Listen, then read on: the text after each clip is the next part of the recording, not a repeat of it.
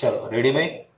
Current અફેર્સમાં આપણે વાત કરીએ ભાઈ, જુલાઈનું ચોથું વીક છે, એમાં આપણા માટે કેટલા પ્રશ્નો મહત્વના રહેશે, બરોબર. આ સૌથી પહેલા થોડું જૂનું યાદ કરવાનો પ્રયત્ન કરીએ કે લાસ્ટ ટાઈમ અગત્યના એવા કયા ટોપિક હતા જે આપણી પરીક્ષા માટે સૌથી મહત્વના હતા. સૌથી પહેલા વ્યક્તિ વિશેષમાં પહેલું જ નામ એવું જોયું હતું, જે આપણે એવું કીધું આવતા સમયગાળામાં આ કાયમ માટે અગત્યનો સવાલ રહેવાનો છે. કયો? જગદીપ ધનખડ શ્રી છે, એમને ઉપરાષ્ટ્રપતિ પદે શું આપી દીધું? રાજીનામું. અને રાજીનામું આપનારા છે એઓ કેટલામાં છે? ઉપરાષ્ટ્રપતિ બન્યા છે ભાઈ ત્રીજા, બરોબર. પહેલા અગાઉ વીવી ગિરી અને આર વેંકટરામન છે, એમણે આ પદેથી રાજીનામું આપ્યું છે. પણ આ વખતે થોડું નવું છે. અગાઉ છે એ બંને શેના માટે થઈને રાજીનામું આપ્યું હતું? કારણ કે બે નામ તમે સાંભળ્યા છે. ક્યાં? રાષ્ટ્રપતિ. વીવી ગિરીનું નામ તમે શા માટે સાંભળ્યું હતું? ફેર મત ગણતરીમાં વિજેતા બનનારા રાષ્ટ્રપતિ કોણ છે? વીવી ગિરી. અને આર વેંકટરામન શા માટે? સૌથી મોટી ઉંમરના રાષ્ટ્રપતિ કોણ બન્યું હતું? આર વેંકટરામન, બરોબર. તો જગદીપ ધનખડ છે એના માટે થઈને આ પ્રશ્ન આપણી પરીક્ષાની દ્રષ્ટિએ સૌથી મહત્વનો છે. ગુજરાત કોંગ્રેસમાં નવા પ્રદેશ અધ્યક્ષ બન્યા અમિત ચાવડા, બરોબર છે. જે નવા છે એટલે કે ગુજરાત કોંગ્રેસને બેઠી કરવાની જવાબદારી હવે એમની પાસે છે. આના સિવાય વ્યક્તિ વિશેષમાં આપણે કોઈ એવું ખાસ જાણીતું નામ કે જેને આપણે ગયા અઠવાડિયામાં જોયું હોય? યસ, ઓજા સિંહ. શા માટે છે? 100 વર્ષની ઉંમરે એથ્લેટિક પૂરી કરનાર પ્રથમ છે અને એમનું તાજેતરમાં શું થયું છે? નિધન થયું. એના માટેથી આપણે યાદ રાખીએ છીએ, બરોબર. તો આટલા ખાસ અગત્યના કહી શકાય એવા નામો છે. એમાં એની સિવાય સ્વચ્છતા સર્વેક્ષણ રિપોર્ટ 2024-25, હા કે ના? ભારતનું સૌથી સ્વચ્છ સિટી ઇન્દોર, બીજા નંબરનું સુરત. એમ પ્રશ્ન પૂછાય કે 10 લાખથી વધારે વસ્તી ધરાવતું સૌથી સ્વચ્છ સિટી તો અમદાવાદ. 10 લાખથી વધારે સ્વચ્છ સિટીમાં પછી સોલિડ વેસ્ટ મેનેજમેન્ટમાં પૂછાય તો સુરત. 3 થી 5 લાખ સુધીમાં પૂછાય તો 3 થી 5 લાખ ગાંધીનગર. પ્રોમિસિંગ સિટી કયું છે? વડોદરા, બરોબર. તો સ્વચ્છતા સર્વેક્ષણ રિપોર્ટ કોણે જાહેર કર્યો હતો? કોણે જાહેર કર્યો હતો આ સ્વચ્છતા સર્વેક્ષણ રિપોર્ટ 2024-25? રાષ્ટ્રપતિએ જાહેર કર્યો હતો. કોણ છે આપણે રાષ્ટ્રપતિ? દ્રૌપદી મુર્મુ. એના સિવાય આપણે ભારતના શિક્ષણ મંત્રીને યાદ રાખ્યા હતા, ધર્મેન્દ્ર પ્રધાન. કયો પુરસ્કાર મળ્યો? કલિંગ રત્ન પુરસ્કાર, હા કે ના? અને યાદ રાખવું જરૂરી છે કે ધર્મેન્દ્ર પ્રધાનના કાર્યકાળમાં ભારતમાં શું લાગુ થઈ ગઈ? નવી શિક્ષણ નીતિ, બરાબર. ન્યૂ એજ્યુકેશન પોલિસી 2020 ને, બરાબર. તો આ પણ યાદ હોવું જરૂરી છે. એના સિવાય આપણે સાહેબ આદિવાસીઓ માટે થઈ ગઈ ભારતમાં પહેલી વાર ચાલુ કર્યું ગુજરાતમાં શું? યસ, આદિવાસી દિવસ તો આપણે સુરત માંડવી ખાતે ઉજવશું. ઓકે, 9 ઓગસ્ટ ને. મારો પ્રશ્ન એ છે કે આદિવાસીઓ છે એના માટેથી આપણે કઈ આરોગ્ય માટેથી કઈ ચાલુ કર્યું છે? ટ્રાઇબલ જીનોમ્સ, હા કે ના? અને આના માટે ગુજરાતના 17 જિલ્લાઓ છે જેમાંથી આદિવાસીઓને થતી જે અલગ અલગ બીમારી છે તો સ્વાસ્થ્ય સંબંધિત આપણે માહિતી છે એકત્રીકરણ કરી રહ્યા છે. ભારતમાં પહેલું આવું રાજ્ય છે કયું? ગુજરાત. ભારતમાં હજી પહેલું રાજ્ય ગુજરાત છે. દરિયા માટેથી આપણે કઈ કીધું હતું? ભારત સરકારનું કઈ મિશન હતું? ક્રુઝ મિશન, હા કે ના? અને એમાં આપણે સામેલ થયા છે અને આપણે 3 રૂટ પણ નક્કી કર્યા છે, બરાબર. કચ્છમાં, પોરબંદરમાં, દીવ જવા માટે બધું સેટિંગ છે આપણી પાસે, બરાબર. ટૂંકમાં ટુરિઝમ ઉદ્યોગની સાથે સાથે હવે દરિયામાં આપણે છે એ ખેડાણ કરીશું. ચલો, આટલા પ્રશ્નો મહત્વના છે. અને આંતરરાષ્ટ્રીય સ્તરે 2 પ્રશ્નો મહત્વના હતા. સિંગાપોર વિશ્વનું સૌથી મોંઘું શહેર અને 16 વર્ષની ઉંમરે મતદાતા બ્રિટન. ચલો, ઓકે. આજે પણ આપણે વ્યક્તિ વિશેષથી જ શરૂ કરવા જઈ રહ્યા છે અને વ્યક્તિ વિશેષમાં સૌથી પહેલું નામ છે એ વડાપ્રધાન શ્રીનું છે, નરેન્દ્રભાઈ મોદી. મોદી સાહેબ છે એ તાજેતરમાં એક રેકોર્ડ સ્થાપિત કર્યો છે. કયો રેકોર્ડ સ્થાપિત કર્યો હશે? વડાપ્રધાન ક્રમે લાંબા સમય માટેથી, બરાબર. કેવા? પહેલા, બીજા, ત્રીજા? બીજા, બરાબર છે. સૌથી લાંબો કાર્યકાળ ધરાવતા વડાપ્રધાન છે એમાં હવે એ કયા ક્રમે આવી ગયા છે? બીજા ક્રમે. પહેલા ક્રમે હજુ પણ કોણ છે? જવાહરલાલ નહેરુ છે. બીજા ક્રમે કોણ આવી ગયું? નરેન્દ્રભાઈ મોદી. અને ત્રીજા ક્રમે ઇન્દિરા ગાંધી. ઇન્દિરા ગાંધી છે એમનો તાજેતરમાં એમણે રેકોર્ડ તોડી દીધો છે. ઇન્દિરા ગાંધી છે અને 4077 દિવસ છે એ વડાપ્રધાન પદે હતા. આપણે 4078 થી હજુ શું છે ભાઈ? કન્ટિન્યુ છે. બરોબર. હવે ખાસ ધ્યાન રાખવું જરૂરી છે. તમારું શું માનવું છે? જવાહરલાલ નહેરુનો રેકોર્ડ તૂટી શકે?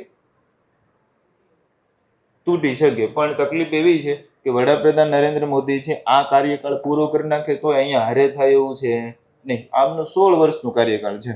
એટલે તમે સમજો 5 ને 5 ને આ 15 થઈ, 3 હજી થઈ તો, અને એના પછી વડાપ્રધાન બને પાછા 2 વર્ષ કહે તો થઈ શકે. બરાબર. પણ આમાં આપણે અત્યારે ખાલી ધ્યાન રાખવાનું છે સૌથી લાંબા કાર્યકાળમાં હવે એમનો નંબર કયો આવી ગયો છે?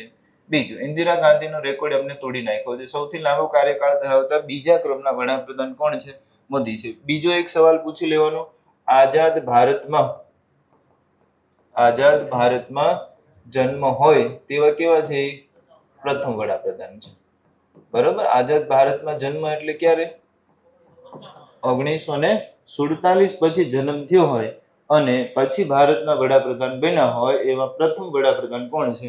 મોદી છે. એટલે એનો અર્થ એવો થયો કે આની પહેલાના જેટલા પણ વડાપ્રધાન છે એનો જન્મ ક્યાં થયો? તો બ્રિટનમાં ગુલામી પ્રથા સમયમાં ને. બરાબર. અત્યારે આઝાદી સમયમાં પહેલા હોય તો તમારો જવાબ શું હોવો જોઈએ? નરેન્દ્ર મોદી. ચાલો, તો આ ધ્યાન રાખીશું. જવાહરલાલ નહેરુ બીજા ક્રમે, મોદી છે એટલે ઇન્દિરા ગાંધીનો રેકોર્ડ હવે તૂટી ગયો છે. રેડી? ચલો, એના સિવાય વ્યક્તિ વિશેષમાં આપણે આગળ વધવું છે, પણ હજુ જો પેલા રાજકારણીના જ નામ આપણે જોઈ હોય તો યાદ રાખીશું. અશોકભાઈ ચૌધરી. આ નામ સાંભળ્યું છે તમે? અશોકભાઈ ચૌધરી કે સાહેબ અમે શંકરસિંહ ચૌધરી અથવા શંકર ચૌધરીનું નામ સાંભળ્યું. શંકરભાઈ ચૌધરી કોણ છે? યસ, ગુજરાત વિધાનસભાના એ શું છે? અધ્યક્ષ સ્થાને છે. બરાબર છે. જ્યારે અશોકભાઈ ચૌધરી છે તેઓ હવે 2.5 વર્ષ માટે, એટલે કે ભાઈ 2.5 વર્ષ માટે અમૂલના ચેરમેન છે, બન્યા છે. હકીકત એ છે કે અમૂલના ચેરમેન એવું આપણે નથી કહેવાનું. અમૂલ છે એનું માર્કેટિંગ કરતી એક સંસ્થા છે GCMMF,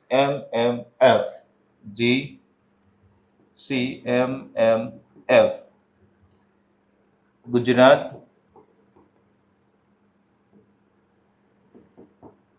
cooperative milk marketing federation. અગાઉની પરીક્ષામાં આ નામ આવી ગયેલું છે. બરોબર છે. અગાઉની પરીક્ષામાં અમૂલ્ય આવી ગયું છે અને આ નામ આવી ગયું છે. તમે અહીંયાથી માનો રાજકોટ અથવા કોઈ પણ મોટા સિટીમાં જાઓ ને તો ત્યાં મોટા મોટા હોર્ડિંગ મારેલા અમૂલ દૂધ પીતા ઇન્ડિયા, અને એને આખા મહિનાની કોઈ મેજર ઘટના બની છે એના ઉપર ટ્વિસ્ટ કર્યો હોય, વ્યંજ કર્યો હોય. બરાબર. તો એમાં જે ઓલી છોકરી છે ને ડીંગલી, બરોબર છે, તો એ કામગીરી કોઈ સંસ્થા સંભાળે છે? આ સંસ્થા સંભાળે છે. નામે એનું તમે માર્ક કરો, Gujarat cooperative milk marketing federation છે. બરોબર છે. એના અધ્યક્ષ છે એ અશોકભાઈ ચૌધરી છે. એ બન્યા 2.5 વર્ષ માટે રહેશે. અમૂલનું પૂરું નામ જરા કહી દેશું સાહેબ? અમૂલનું પૂરું નામ હેલો છે આણંદ મિલ્ક યુનિયન લિમિટેડ. બરાબર. અને આ અમૂલનું જૂનું નામ પૂછાય તો ખેડા દૂધ ઉત્પાદક મંડળી. હા કે ના? અને અમૂલ નામ છે કોણે આપેલું છે? કોની સાથે જોડાતા એનું નામ અમૂલ થયું છે? યુનિસેફ. બરાબર. તો આ પણ આપણને ખબર હોવી જોઈએ કે ભાઈ અશોકભાઈ ચૌધરી છે હવે આ સંસ્થાના ડિરેક્ટર પદે. તમને એમ પૂછાય કે આ GCMMF નું વડું મથક ક્યાં હશે તો હું લખશું? બીજી ક્યાં હોય છે? ક્યાં હોય? આણંદમાં. બરાબર. એટલે કંઈક આવું પણ ધ્યાન રાખીશું. વ્યક્તિ વિશેષમાં નામ લખવું છે સાહેબ. આંતરરાષ્ટ્રીય સ્તરે ભારતનું ગૌરવ વધારનારા ગીતા ગોપીનાથ. કોઈ ઓળખો છો ગીતા ગોપીનાથને? કારણ કે છેલ્લા 7 વર્ષથી છે એ એક સંસ્થા સાથે સંકળાયેલા છે અને ભારતનું નામ સખત ને સખત ઊંચું કરી રહ્યા છે. કોઈ કહે છો? સાહેબ, ગીતા ગોપીનાથ છે એ ઇન્ટરનેશનલ મોનિટરી ફંડના ડેપ્યુટી ડિરેક્ટર હતા. સાહેબ, ડેપ્યુટી ડિરેક્ટર પહેલા તેઓ ઇન્ટરનેશનલ મોનિટરી ફંડના સૌ પ્રથમ મહિલા અર્થશાસ્ત્રી બન્યા હતા. માર્ગદર્શક મહિલા અર્થશાસ્ત્રી એટલે કે સાહેબ અહીંયા ઇન્ટરનેશનલ મોનિટરી ફંડને સલાહ દેવા માટે થઈ જે પદ હતું સાહેબ એના ઉપર એ મુખ્ય મહિલા અર્થશાસ્ત્રી બન્યા. હવે આ કેવી વાત હતી ખબર સાહેબ કે જ્યારે 3 વર્ષ પહેલા અમે આ સવાલ ભણતા ને ત્યારે હું કાયમ એવું કહેતો કે ધ્યાન રાખજો, આ તેઓ પ્રથમ મહિલા મુખ્ય અર્થશાસ્ત્રી છે ને, અને હવે પછી એને શું બનાવ્યા હતા? Deputy director. 2 વર્ષ પછી તમે સમાચાર જોશો કે ડેપ્યુટી ડિરેક્ટરને બદલે ઇન્ટરનેશનલ મોનિટરી ફંડના સીધા શું બનશે? ડિરેક્ટર. પણ આવું આપણું સપનું થોડુંક અધૂરું રહી ગયું છે, કારણ કે ગીતા ગોપીનાથ છે એ જીવ માસ્તરનો છે એટલે એમને ડેપ્યુટી ડિરેક્ટર પદેથી શું આપી દીધું છે? રાજીનામું આપી દીધું છે.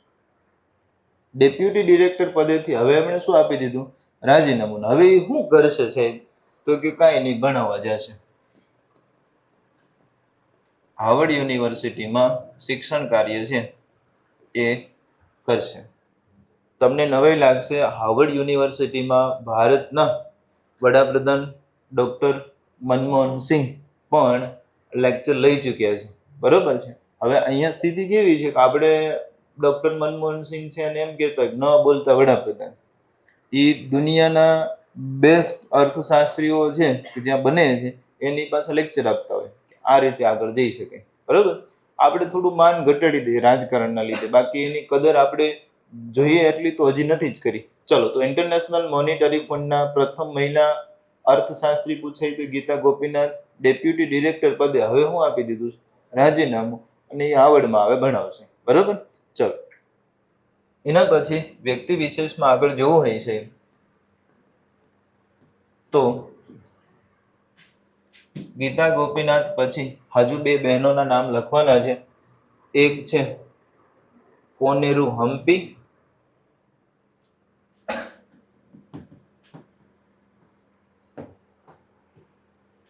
કોનેરુ હમ્પી અને બીજા છે દિવ્યા દેશમુખ. કોઈને ખ્યાલ છે આ કોનેરુ હમ્પી અને દિવ્યા દેશમુખ છે આ 2 બહેનો છે કઈ રમત સાથે સંકળાયેલા છે? યસ, ચેસ સાથે સંકળાયેલા છે. સાહેબ, આ વખતે મને એવું લાગે છે કે છેલ્લા 3 વર્ષમાં ચેસમાં ભારતનો સુખનો સૂરજ ઉગ્યો એવું લાગે છે કે નથી ઉગ્યો? આપણે તો શું છે નોકરી મળે ત્યારે એમ કહીશું સુખનો સૂરજ ઉગ્યો. અહીંયા ભારત માટે ચેસમાં છે. કેમ? તો કે ગત વર્ષે છે ફિડે વર્લ્ડ ચેસ ચેમ્પિયન છે એ ભારતીય બન્યો છે. સૌથી નાની ઉંમરે કોણ? ડી ગુકેશ. બરાબર છે. એવું તો આપણે એની પછી 2 વખત ગોલ્ડ મેડલ જીતી શક્યા છે. પુરુષોની ટીમમાં જીત્યા છે અને મહિલાઓની ટીમમાં જીત્યા છે. આ વખતે કેવું છે ખબર છે કે સાહેબ આ વર્ષે મહિલા ચેસ વર્લ્ડ કપ છે એનું આયોજન છે, એની ફાઇનલ આ 2 બહેનો રમશે. એનો અર્થ તમે સમજ્યા? જે જીતશે એને કયો મેડલ મળશે? ગોલ્ડ. જે હારશે એને કયો મળશે? સિલ્વર. એટલે તમે સમજ્યા કે જીતે કેનરુ હમ્પી કે દિવ્યા દેશમુખ, ગોલ્ડ મેડલ ને સિલ્વર તો કોને આવવાના? ભારતને જ આવવાના છે. બરોબર છે. તો આપણા માટે સારી વાત છે સાહેબ કે ભાઈ આ બંને બહેનો છે એ હા, જો આમાં દેશમુખ જીતશે ને તો પાછો ઉંમરવાળો રેકોર્ડ બનાવશે કે 19 વર્ષની ઉંમરે સૌથી નાની ઉંમરે છે. પણ એ જ્યારે જીતશે ને રેકોર્ડ બનાવશે ત્યારે જોઈશું. અત્યારે આપણે ખાલી એટલું ધ્યાન રાખવાનું કે સાહેબ ગોલ્ડ આવે અને સિલ્વર આવે આ 2 મળશે કોને? ભારતને મળશે. બરાબર. આપણા માટે આ સૌથી મહત્વની વાત છે.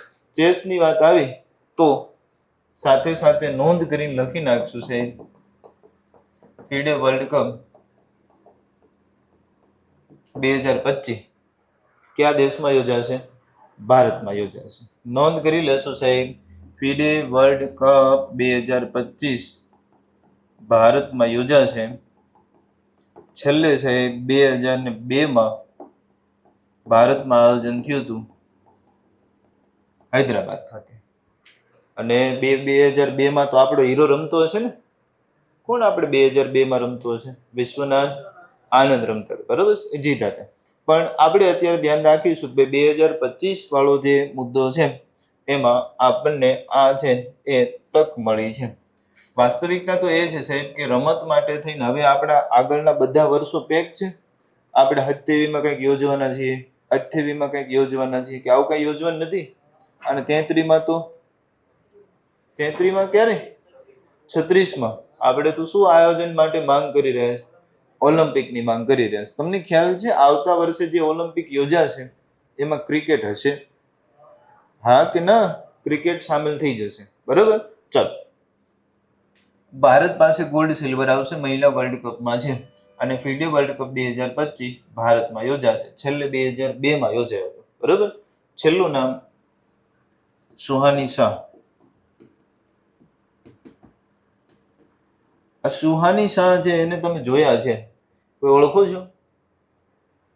તમે ટીવી ઉપર અથવા તમારી રીલ્સમાં એક બેનને જોયા છે જે બેન આમ બોયકટ વાળ રાખે છે અને સામે કોકને બેહાડે છે, પછી આમ કરીને કે તમારો લોક બોલો, મોબાઈલનો લોક ખોલી દે છે, અલગ અલગ કલાકૃતિ કરે છે, બરાબર. આ બેન જાદુગર છે એવું કે છે, મેજિશિયનમાં.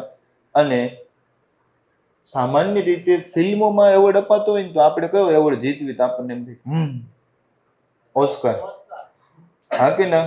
પછી વર્લ્ડ હેરિટેજ સાઇટ માટે આપણે યુનેસ્કોની તરફથી વર્લ્ડ હેરિટેજ સાઇટ મળે તો આપણે રાજી થવી. એમ આ બેને છે વિશ્વ સ્તરે ડંકો વગાડ્યો ભારતનો.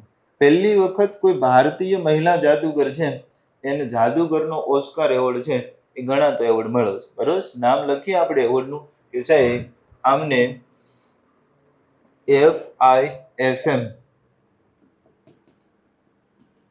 2025 જાદુગરોનો ઓસ્કાર ગણાતો એવોર્ડ છે.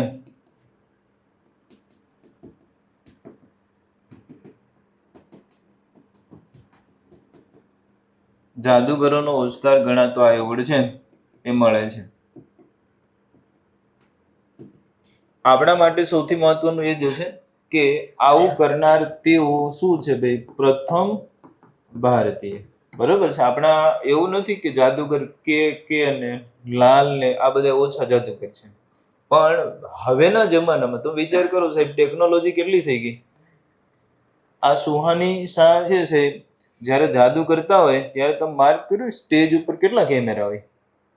આગળથી, પાછળથી, ઉપરથી, બધી બાજુ કેમેરા જ કેમેરા હોય. તોય તે કહી દે છે કે આમ જ થાય, બરોબર. તમને એમ થાય કે આપણો આઈફોન સૌથી સિક્યોર છે, હા કે ના? આઈફોનનો પાસવર્ડ ઝડપથી કોઈને મળતો નથી. પછી તમને એમ કે ચાલો બેસો, આંખું બંધ રાખો, કે પછી એમ કે મારે સામું જોવો, યાદ કરો, પછી ખોલી દે. તમારા મગજમાં બોલવાનું, એ બેન છે એ તમારો મોબાઈલ ખોલી દે, બરાબર છે. એટલે આપણે છેટું રહેવાનું. આમાં તો આમાં બધી ઉપાધિ બની પછી, બરાબર. મૂળ વાત એ છે કે આવું કરનાર આ મૂળે તો ભારતનું ગૌરવ છે ને, બરાબર, કે ભાઈ જાદુગરની દુનિયામાં છે. એટલે વાસ્તવિક રીતે છે ને આ આપણો વારસો છે. જાદુ આપણે ગામને શીખવાડ્યો ને બીજા આપણે યારે જાદુ કરી જાય છે, બરોબર. ચેસ જેવું છે ને, બરાબર. પણ હવે બે જગ્યાએ આપણું કામ સારું છે. ચેસમાં આપણે આગળ છીએ, જાદુમાં, બરાબર. તો વ્યક્તિ વિશેષમાં આ 5 નામ છે આપણા માટે યાદ રાખવાના છે. નરેન્દ્ર મોદી સાહેબને શા માટે યાદ રાખ્યા છે? લાંબો કાર્યકાળ ધરાવતા કેટલામાં ક્રમના? બીજા ક્રમના છે. એના પછી સાહેબ આપણે ચૌધરી સાહેબ, કોણ? અશોકભાઈ ચૌધરી, બરાબર. ગુજરાત કોઓપરેટિવ મિલ્ક માર્કેટિંગ ફેડરેશનના શું બન્યા છે? ચેરમેન. વડું મથક ક્યાં છે આ સંસ્થાનું? આણંદ. અમૂલનું પૂરું નામ? Anand milk union limited. અને એના સિવાય પ્રશ્ન પૂછાય કે આ અમૂલનું જૂનું નામ પૂછાય તો ખેડા દૂધ ઉત્પાદક સહકારી મંડળી. એના સિવાય આપણે આગળ વાત કરી સાહેબ કે આ ભાઈ એક બેન હમ્પી અને એક દેવિયા દેશમુખ. આ શા માટે યાદ રાખ્યા? ચેસ, મહિલા ચેસ વર્લ્ડ કપની ફાઇનલ રમશે. એટલે કે સાહેબ ભારત માટે સુવર્ણ તક છે. ગોલ્ડ ને સિલ્વર બે કોને મળશે? ભારતને જ મળશે. અને ફીડે વિશ્વ વર્લ્ડ કપ 2025 ક્યાં દેશમાં યોજાશે? ભારતમાં યોજાશે. ચલો આટલું ક્લિયર છે. ઓકે, એના સિવાય આપણે દેશ લેવલની વાત કરીએ છીએ કે સાહેબ આ વખતે તમે હેન્ડલે પાસપોર્ટ ઇન્ડેક્સ 2025 લોન્ચ થઈ ગયો છે સાહેબ, અને આ દર 6 મહિને લોન્ચ થઈ છે. બરોબર, જાન્યુઆરીમાં થાય, જુલાઈમાં થાય. હવે મને એમ કહો છે સાહેબ 6 મહિને લોન્ચ થયું એટલે આ જુલાઈમાં થઈ ગયું. હવે આ ક્યાં સુધી લાગુ રહેશે? ડિસેમ્બર સુધી. આવતા ડિસેમ્બર સુધીની જેટલી પણ પરીક્ષા છે એમાં તમારે હેન્ડલે પાસપોર્ટ ઇન્ડેક્સ યાદ રાખવાનું, જેમાં ભારતનો ક્રમ કેટલામો છે? યસ, કોઈને કેવું છે? કેટલામો છે? 77. પરીક્ષાની દ્રષ્ટિએ આ પૂછાય એવો સવાલ છે. તમને એમ થાય સાહેબ એવું થોડું હોય, આ દરેક પરીક્ષામાં આગળ પાછળ હોય. કારણ શું કે અગાઉ કેટલો હતો સાહેબ? 85. કેટલો હતો સાહેબ? 85માં ક્રમે હતા ને સીધા ક્યાં આવી ગયા? 77. આ હેન્ડલે પાસપોર્ટ ઇન્ડેક્સમાં હોય શું? આ ઇન્ડેક્સમાં હોય શું કે સાહેબ ભારતનો પાસપોર્ટ કેટલો મજબૂત છે એ દર્શાવે છે. એનો સીધો અર્થ એવો કે ભારતીય તરીકે તમે, જો તમે ઇન્ડિયન પાસપોર્ટ, ભારતીય પાસપોર્ટ ધરાવતા હોય તો તમારે વિશ્વના 59 દેશોમાં તમને એન્ટ્રી વિઝા ફ્રી છે. એના માટે એક્સ્ટ્રા વિઝા કઢાવવાની જરૂર છે નહીં. અહીં તમારે જવું છે કે હાલો ભાઈ થાઈલેન્ડ જવું છે, અહીંથી બાંગ્લાદેશ જવું છે, શ્રીલંકા જવું છે, નેપાળ, ભૂટાન, તો તમારે કાંઈ કરવાની જરૂર છે? નેપાળ, ભૂટાનમાં તો ખાલી આધાર કાર્ડ હાલે, પાસપોર્ટની જરૂર નથી. બરાબર છે. બાકી જો બીજા દેશમાં જવું હોય તો ત્યાં તમારે ઇન્ડિયન પાસપોર્ટ હોય એટલે તમે સીધા એરપોર્ટે જાઓ. કેમ આપણે રેલવે ટિકિટ કઢાવીને એ દેશની મુસાફરી કરી શકો. પછી તમે એમ કહો કે એમ થોડું હોય છે. આ 59 દેશોમાં છે. બરાબર. અહીંયા સૌથી મજબૂત છે એ સિંગાપોર છે સાહેબ. અહીંયા એમનો પાસપોર્ટ છે એ સૌથી મજબૂત છે. ફર્સ્ટ નંબરે છે. તમને નવાઈ લાગશે, વિશ્વના 192 દેશો છે એમાં આનો પાસપોર્ટ વિઝા ફ્રી છે. એટલે આખા વિશ્વમાં ગમે આંટો મારો હોય, તમારી પાસે સિંગાપોરનો પાસપોર્ટ હોય તો ગમે અહીંયા રખડી શકાય. પણ વાંધો છે, કેમ વાંધો છે? સિંગાપોર વિશ્વનું કેવું શહેર છે? સૌથી મોંઘું શહેર છે. સૌથી મોંઘા શહેરમાં રહેવા માટે આપણે મોંઘા હોવા જોઈએ ને પછી. એટલે મૂળ તો આપણી પાર્ટી હોવા જોઈએ ને સાહેબ, તો સિંગાપોર થાય. તમને એમ થાય કે અત્યારે તમે માર્ક કરજો કે ભારતના અબજોપતિ જે ભારત દેશ છોડીને જતા રહે છે ને, આજે પણ સૌથી વધારે ક્યાં સેટલ થાય છે? તો કે સાહેબ સૌથી વધારે બ્રિટન જ જાય છે. બરાબર, બ્રિટન જાય, થોડા કેનેડા જાય, અમેરિકામાં જતા પણ હમણાં જ બંધ છે. આ ટ્રમ્પ આવ્યા પછી આપણે માથાકૂટ વધી ગઈ છે ને, પછી આપણે ઓછા જઈએ છીએ. ગેરકાયદેસરની કાયદેસરની વાત થઈ ગઈ. ગેરકાયદેસર તો આપણે ગમે આવ્યા છીએ, નથી જતા. વિચાર કરો સાહેબ, અમેરિકા ગેરકાયદેસર જવા માટે થઈ લોકો ગુજરાતી જો 30 લાખ રૂપિયા સુધીનો ખર્ચો કરે છે ગેરકાયદેસર જવા માટે. વચ્ચે તમે એક ઉત્તર ગુજરાતનું દંપતી જોયું હશે જે થીજી ગયું હતું. નાની નાની હોડી છે એ નદીઓમાં પડી ગયાના દાખલા તમે જોયા હશે. તો ત્યારે જ આપણને એમ થાય કે આપણી પાસે 30 લાખ રૂપિયા હોય તો હું મારા ગામે ન મૂકું. વિદેશ જવાની વાત તો દૂર છે. બરાબર, એ 30 લાખમાં 15 લાખ વ્યાજે દો, 15 લાખનો ધંધો કરો, જઈને આરામથી દર મહિને ઉઘરાણી કરવું. એવું જો વ્યાજ વટું કરવું એ ગેરકાયદેસર છે. તમને ખબર તો છે ને કે ગુજરાતમાં વ્યાજ છે એ વ્યાજ વટું કરવું કેવું છે? ગેરકાયદેસર છે. પણ આપણે તો કાંઈ ટેન્શન નથી. 5% 10% હે નથી. લે દિવસના હોત ને વ્યાજ છે, તમને ખબર છે ને? 10,000 રૂપિયા લેતા હોય તો કે પેલા વ્યાજ 1,000 રૂપિયા રોજ જમા કરાવી દેવાનું, રોજ આવે 200 300 રૂપિયા દેતું જવાનું. 10,000 એમ ના હું. પછી જ્યારે આમ થાય ને કે કોઈ અઘરી ઘટના બને ને ત્યારે એવું કે 5 લાખ લીધા હતા, 7 લાખ ભરી દીધા ને તો 5 લાખ એમ ના હતા. પઠાણી ઉઘરાણી કરતા પછી જે જીવ ટૂંકો કરવાનો પ્રયત્ન કરવામાં આવ્યો, આવું તમે સાંભળ્યું છે. તો સાહેબ કાંઈ ન કરાય, 3% જમતા 2% જમાય, બાકી વ્યાજે કાંઈ કરાય નહીં. વ્યાજે દેવાય નહીં, લેવાય નહીં. કેમ? તો કે સાહેબ તમે કોકની પાસે લેશો ને તો તમારી પાસે ઉઘરાણી વાળા કરી જશે, અને તેમ કોકને દઈશો ને તો તેમ ઉઘરાણી નહીં કરી શકો. હા, તો એને જેવું છે ને એટલે આપણે કાંઈ ન કરાય. આ આપણું મંડીને આપણે રાજા, કાંઈ કરાય નહીં. ચલો, હેન્ડલે પાસપોર્ટ ઇન્ડેક્સમાં ભારતનો ક્રમ કેટલામો છે ભાઈ? 77. સૌથી છેલ્લો ક્રમ કયા દેશનો હશે? કોણ હશે સાહેબ? અફઘાનિસ્તાન. સૌથી નબળો પાસપોર્ટ છે અફઘાનિસ્તાનનો છે. બહુ ટેન્શન નહીં લેતા હોય, એને 17 દેશ જવા દે અફઘાનિસ્તાનમાં હોય તોય તે, બરાબર. પણ મને જરા કહેશો, અફઘાનિસ્તાનમાં કોની સરકાર છે? કોની સરકાર છે? તાલિબાન. આ તાલિબાન સરકાર સાથે કાયદેસર રીતે રાજદ્વારી સંબંધ દર્શાવનાર કયો દેશ છે? કયો દેશ છે ભાઈ? રશિયા. બરાબર છે. રશિયાએ કાયદેસર સંબંધો ચાલુ કર્યા છે, ભારતે કાયદેસર ચાલુ નથી કર્યા. વાટાઘાટો આપણે કરીએ છીએ, કારણ કે વાસ્તવિકતા તો એ છે કે અફઘાનિસ્તાનમાં સૌથી વધારે રોકાણ કયા દેશનું છે? ભારતનું છે. અફઘાનિસ્તાનની સંસદ ભારતે બનાવી દીધી. એટલે તમે સમજો છો કે ત્યાં સૌથી વધારે ડેમ ઇન્ફ્રાસ્ટ્રક્ચર જેને કહીએ એમાં ભારતનું રોકાણ છે. પણ તાલિબાન છે એની સાથે રાજદ્વારી સંબંધો, આવું કહી શકાય કે ભાઈ આની સાથે રાજદ્વારી સંબંધો છે એ શરૂ કરનાર કોઈ દેશ હોય તો એ કયો છે? રશિયા છે. ચલો, હેન્ડલે પાસપોર્ટ ઇન્ડેક્સ આપણા માટે મહત્વનું છે. આ પૂછાઈ ગયેલા અને રિપીટ સવાલ છે. 6 મહિના પરીક્ષા પૂરી થાય, ડિસેમ્બર પછી 9 આવી જશે જાન્યુઆરી. ચલો, એના પછી થોડા આગળ વાત કરીએ અને આપણે એક વાત કરવી છે સુપ્રીમ કોર્ટના જજની. જસ્ટિસ વર્મા. આ નામ તો સુના ही होगा. કેમ સાંભળ્યું તમે આ નામ? અચ્છા, જસ્ટિસ વર્માનું નામ તમે શું લેવા સાંભળ્યું છે? લોચો બીજે કંઈક હતો ને તકલીફ બીજે કંઈક થઈ ગઈ. શું થયું હતું કે જસ્ટિસ વર્મા છે સાહેબ, એમના ઘરે શું લાગી હતી? આગ લાગી હતી. એ આગ ઓલવવા માટે થઈ ફાયરને બોલાવવું પડે છે, અને ફાયર બાયર વાળા ગયા ને આગ ઓલવીને પછી ખબર પડી કે આ પૈસા થપા છે. તમે સમજ્યા આખી વાત? ક્યાં લોચો થઈ ગયો? આગ લાગી, આગ ઓલવવા અધિકારીઓ આવે તો ખરા જ ને, અને એ આગ ઓલવી પછી ખબર પડી કે આ નકરા પૈસા થપા જ છે, રોકડ રકમ જ છે. હવે એ રોકડ રકમ મળી એટલે જસ્ટિસ વર્મા સામે છે કેસ થયો. એ કેસ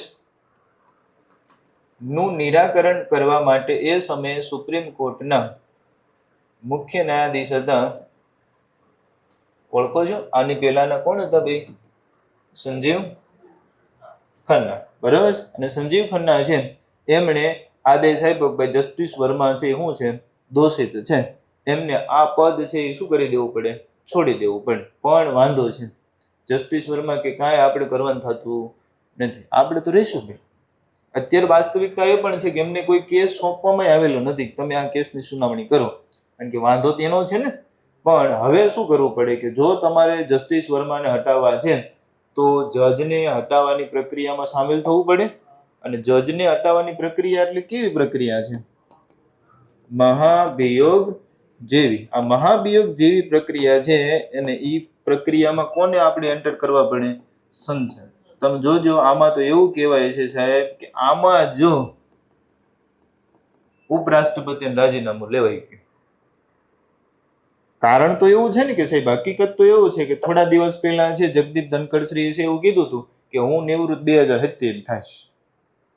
15 દિવસ પછી એમ કીધું મારું સ્વાસ્થ્ય બહુ સારું રહેતું નથી, ડોક્ટરે મને એમ કીધું છે કે તમારે કામ ન કરે, એટલે એને રાજીનામું આપી દીધું. બરોબર. કેમ આવું? હું બધા અથવા મીડિયામાં આવું ચર્ચાય છે, આપણને ખબર નથી. ચર્ચાવાનું કારણ સમજો તમે. આ મહાભિયોગ જેવી પ્રક્રિયા માટે પહેલી વાત કઈ છે કે ભાઈ 100 જેટલા સંસદ સભ્યો છે એની શું હોવી જોઈએ? સહી હોવી જોઈએ. હા કે ના? બરાબર ને? 100 જેટલા સભ્યોની જો સહી હોય એની પાછળ છે હટાવવાના 2 કારણો છે. એક કે ભાઈ ગેરવર્તણૂક, અને બીજું અસમર્થતા. અસમર્થતા એટલે તમે સમજો છો ને કે બીમાર હોય અને કોઈ પણ કેસની કામગીરીમાં ભાગ લઈ શકે એવું ન હોય તો એને અસમર્થ કહેવાય. નહીંતર એને બધાને ક્યાં લઈ જવા પડે? ગેરવર્તણૂકમાં. હવે શું થયું કે 100 ની જગ્યાએ 145 સંસદ સભ્યોએ સહી કરી છે આને હટાવો. તકલીફ કઈ છે? અત્યારે કયું સત્ર ચાલુ છે? શિયાળુ, ઉનાળુ, ચોમાસું? અત્યારે કયું ચોમાસું? ચોમાસું સત્ર ચાલુ છે ને. ચોમાસું સત્ર અંગ્રેજી શું કહેવાય? હવે આ ચોમાસું સત્ર ચાલુ છે, બેયમાં એક હારે સત્ર ચાલુ થાય ને છે. અને તે દિવસે કેવી ઘટના બની? લોકસભામાં જસ્ટિસ વર્માને હટાવવા માટે થઈ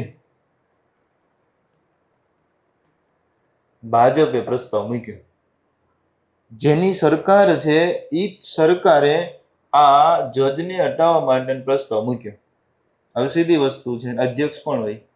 ભાજપના જ હોય. કોણ છે લોકસભાના અધ્યક્ષ? ઓમ બિરલા. એટલે ઓમ બિરલા છે એ હવે શું કરવાનું? આ પ્રસ્તાવ સ્વીકારશે કે નહીં સ્વીકારે? એને સ્વીકારવાનો જ છે.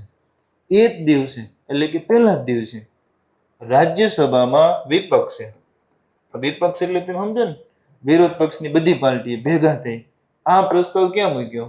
રાજ્યસભામાં. અને તે દિવસે ન કરવાની કારણ આ થઈ, રાજ્યસભાના સભાપતિ કોણ હોય? ઉપરાષ્ટ્રપતિ. ઉપરાષ્ટ્રપતિ કોણ છે? જગદીપ ધનખડ. અને જગદીપ ધનખડ છે એને અહીંયા પ્રસ્તાવ સ્વીકારી લીધો. તમે સમજ્યા આખી વાત? વાસ્તવિક રીતે પ્રસ્તાવ કોઈ પણ એક ગૃહમાં રજૂ થાય, એક ગૃહમાં રજૂ થાય, અને સામાન્ય રીતે આવો પ્રસ્તાવ હોય તો ક્યાં રજૂ થાય? લોકસભામાં થાય. બરાબર. હવે શું થયું ખબર? કે જસ્ટિસ વર્માને હટાવવાની ક્રેડિટ અમારે લેવાની હતી, અમારે લેવાની હતી અહીંયા. અને વાંધો ક્યાં પડ્યો? આ રાજ્યસભામાં. વાસ્તવિકતા છે એવું સરકાર એવું ઈચ્છતી હતી કે અહીંયા જગદીપ ધનખડ છે આ પ્રસ્તાવ નકારી શકે. હા, અધ્યક્ષ પાસે સત્તા છે કે કોઈ પણ પ્રસ્તાવનો કાં તો સ્વીકાર કરી શકે કાં અસ્વીકાર કરી શકે. લોચો ક્યાં થઈ ગયો? એકનો એક ખરડો બે ગૃહમાં એક દિવસે રજૂ થયો, બે અધ્યક્ષે સ્વીકારી લીધો.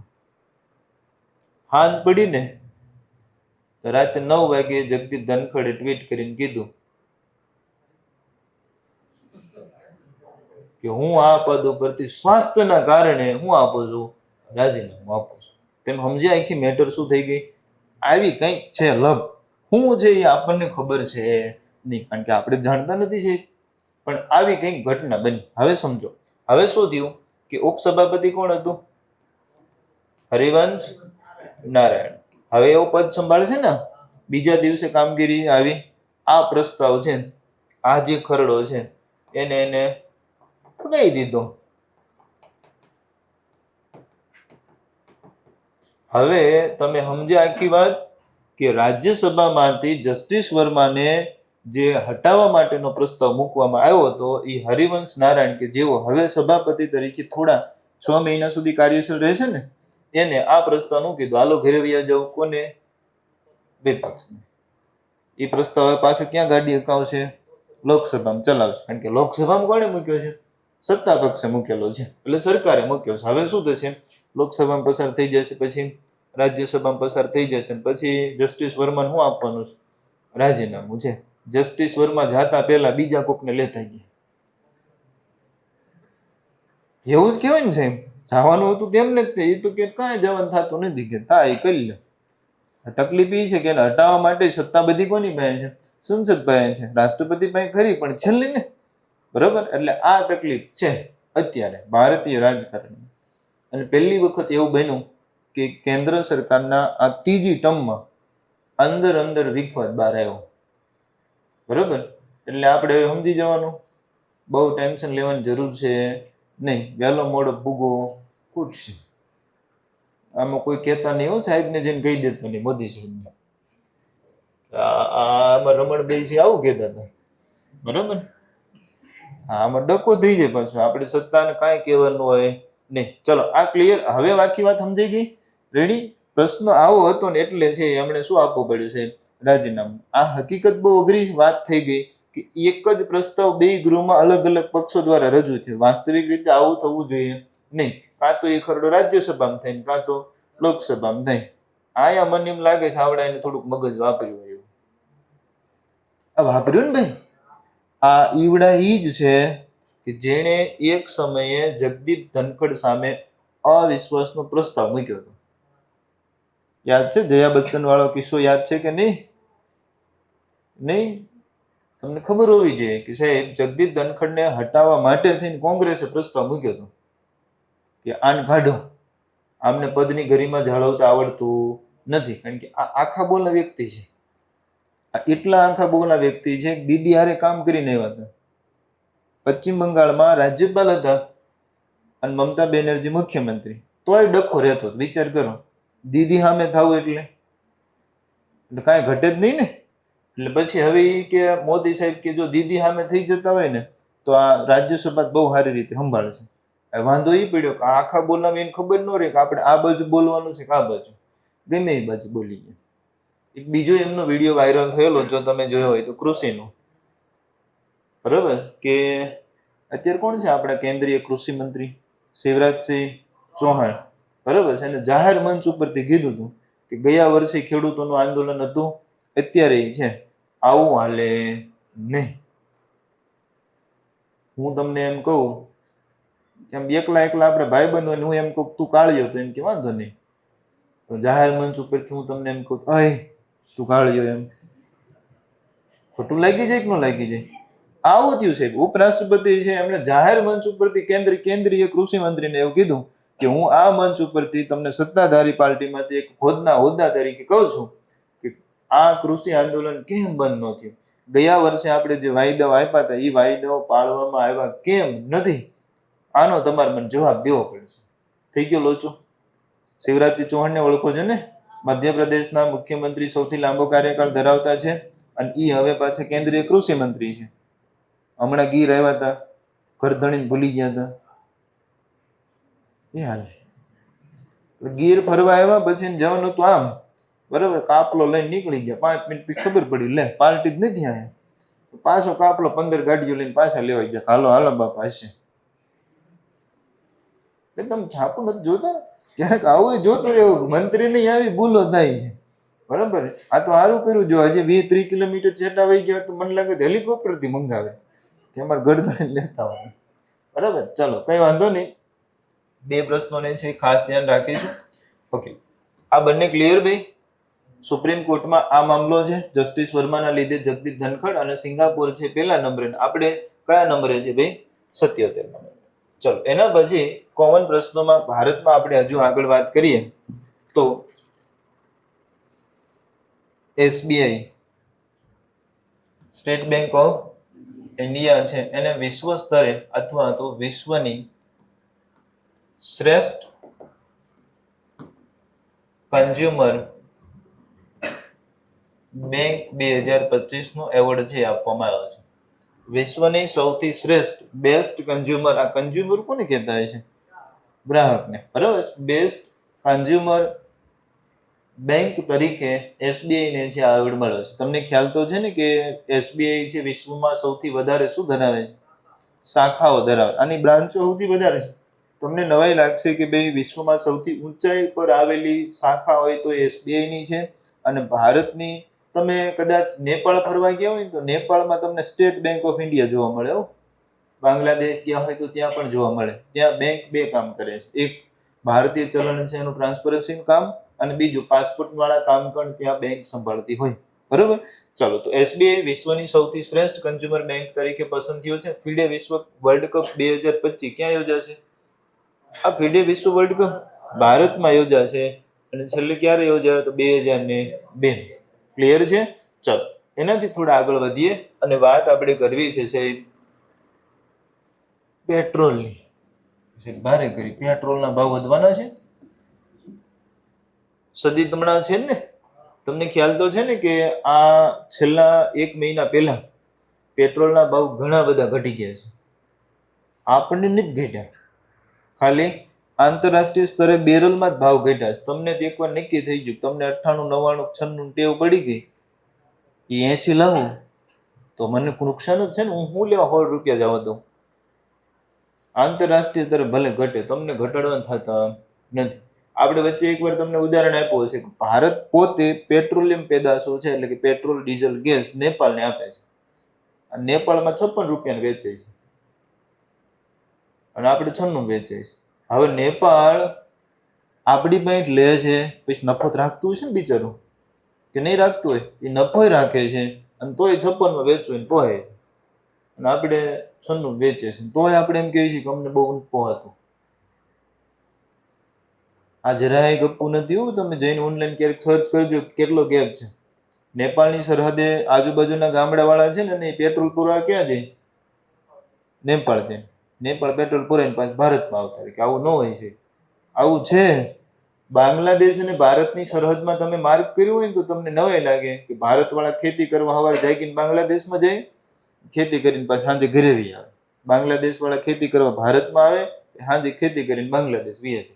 આ તો હમણાં આપણે લેન્ડ બાઉન્ડ્રી એગ્રીમેન્ટ પછી કીધું કે હવે તમે તમારી બાજુ રહ્યો ને અમારી બાજુ રહ્યો. આમાં મેળ આવતો નથી, ક્યારે કોણ કરી જાય છે. નેપાળ અને ભૂટાન સાથેની આપણી સરહદો ઓપન છે, તમને ખ્યાલ છે. ખાલી ખૂંટા જ ખોડેલા છે, ખાલી ખૂંટા, બાકી કઈ છે નહીં. બરાબર. ચલો, પેટ્રોલમાં આપણે કંઈક ભેળવવાના છે. પાણી શું ભેળવવાના છે? એથેનોલ. કેટલા ટકા? 20%. ભારત છે એ પેટ્રોલમાં 20% ઇથેનોલ છે એ ભેળવવાનું છે. અને આપણે એવો ટાર્ગેટ રાખ્યો હતો છે કે ભાઈ 2030 સુધીમાં સમગ્ર દેશમાં જે ઇથેનોલ મિશ્રિત છે એ પેટ્રોલ આપણે વેચશું. અત્યારે કયું વરસ હાલે છે? અત્યારે કયું વરસ હાલે? 2025. આપણે અત્યારે ડન કરી નાખ્યું. 2030 નો લક્ષ્યાંશ રાખ્યો તો છે 2025માં આપણે સમગ્ર પેટ્રોલ જ્યાં કઈ વ્યવસ્થા છે એમાં 20% ઇથેનોલનો ટાર્ગેટ પૂર્ણ કરી લીધો છે. એટલે કે 5 વર્ષ પહેલા આપણે આ લક્ષ્યાંશ છે એ હાંસલ કરી લીધું છે. તમે પેટ્રોલ પંપે જાઓ ને તો બોર્ડ માર્યું હશે ઇથેનોલ મિશ્રિત પેટ્રોલ. બરોબર. આ ઇથેનોલ ને તમે ઓળખો જ છો બધા. આ કયો ઇથેનોલ છે? ઇથેનોલ પીવા લાયક દારૂ. આને ઇથેનોલ કહેવાય. કેમ એમ કીધું પીવા લાયક દારૂ? કારણ કે નો પીવાય એને મિથેનોલ કહેવાય. મિથેનોલ થી શું થાય? જય ભગવાન, લઠ્ઠાકાંડ સર્જાય છે ને. બરાબર છે. અને આપણી વાડીમાં શેઢે ક્યાંય તમને આજુબાજુના વિસ્તારમાં ખબર હોય નદીના કાંઠે કે ટીપણું મૂકી અને સરસ મજાનો દારૂ બનાવે છે ને 10 રૂપિયાની પોટલી, જો કે હવે થોડીક મોંઘી થઈ ગઈ, 30ની થઈ ગઈ છે. બરાબર છે. પોટલી પી લેવી છે. તો ધ્યાન રાખવાનું, ઇથેનોલ બને ત્યાં સુધી વાંધો છે નહીં. જે દિવસે મિથેનોલ બની ગયો એમાંથી તે દિવસે લઠ્ઠાકાંડ સર્જાય છે. વચ્ચે તમે બોટાદનું સાંભળ્યું હતું. બરાબર. અને આ ઘટના છે એમાં મિથેનોલ બને ને એટલે સૌથી પહેલા તમારા જે મગજ ઉપર અસર કરે એવું બધા કહેતા. વાસ્તવિકતા તો એ છે કે આંખોથી તમે જાજુ સૌથી પહેલા દ્રષ્ટિ ગુમાવે છે, પછી પાર્ટી છે એ બીસમાં આવે. બરાબર. ચલો, તો ઇથેનોલ નાખવાનો, પછી ઘરે હોય ઇથેનોલ સીધા પેટ્રોલમાં નાખતા નહીં, એની પ્રક્રિયા હોય. આપણે કેરોસીન થી ચલાવી લઈએ પણ કઈ વાંધો નથી આવતો. પણ હવે ઘાસલેટ બંધ કરી દીધું. તમને ખબર તો હોય ને, ઘાસલેટ રેશન કાર્ડ આમાં મળતું હતું. પછી મોદી સાહેબ છે આવ્યા ને એટલે તરત તેને ખબર પડી ઘાસલેટ દેવા મોંઘું પડે છે.